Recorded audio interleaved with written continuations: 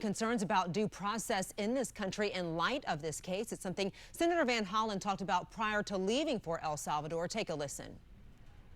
Every American citizen is due their due process, and people who are in the United States under legal protective status, like Abrego Garcia was, are entitled to due process. So if the president gets to shred the Constitution and ignore the Supreme Court in this case, it is a very short path to the president ignoring court orders in other cases. So every American should care about this.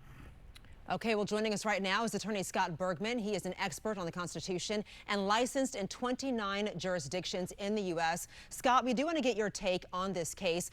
We're learning now the Trump administration is building their case against Garcia, but he's already been deported. Some people are saying that that's denying him due process. Others are saying that he entered the country illegally and therefore is not entitled to due process. What's your take on this? Well, he came in, my understanding is that he came in 2011, and from that time, when he came in illegal, he got protective status, meaning that he was granted visa access to the United States, and once he had that, he had due process rights.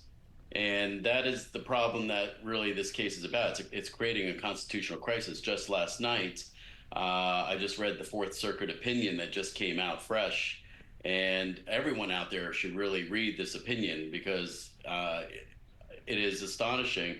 The Fourth Circuit, which is a conservative circuit, stated, and Judge Wilkinson stated, with a concurring opinion of all the judges there, that this Article 2, which is the presidential executive powers, basically abused this man's rights to leave the country.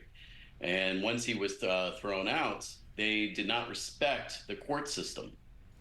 So we have what we would call the unwinding of a constitutional crisis, where the presidential powers, the executive powers, are not. Well, let me ask you this. I want to jump in because you brought something to my attention that I was going to ask you about anyway. You know, the Supreme Court is issuing these rulings telling the Trump administration to facilitate his return.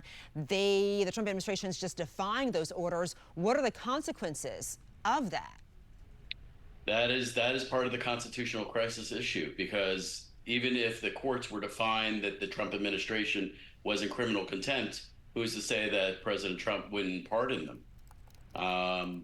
And then you're going around and around where there's a dance between the executive branch and the courts. Basically, no one's enforcing who's stepping up to the plate to enforce the rules.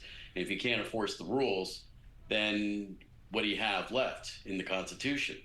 So that is the weakness of our constitutional problems, and it's being played out in front of all Americans right now.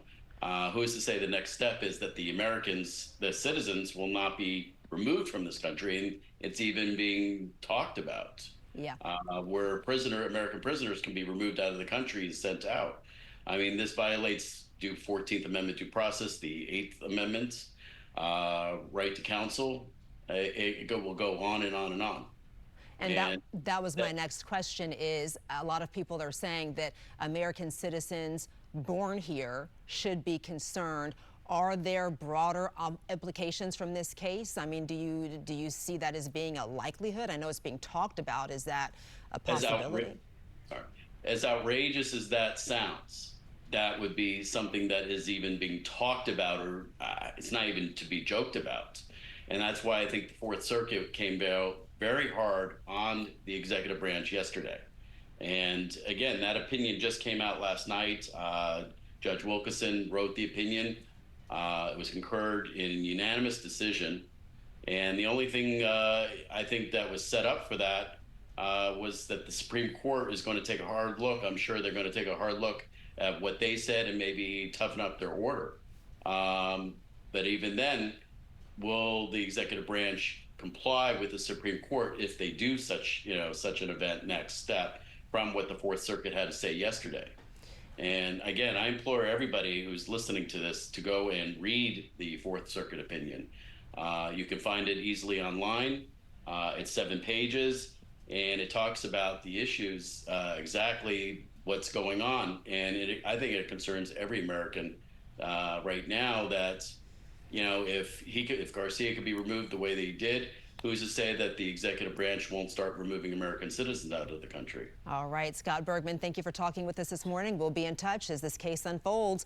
Of course, stay with 7 News as we follow every development in the case of Kilmar Abrego Garcia and Senator Chris Van Hollen's return from El Salvador. Scan the QR code right there on your screen to see all of our reports on the 7 News YouTube channel.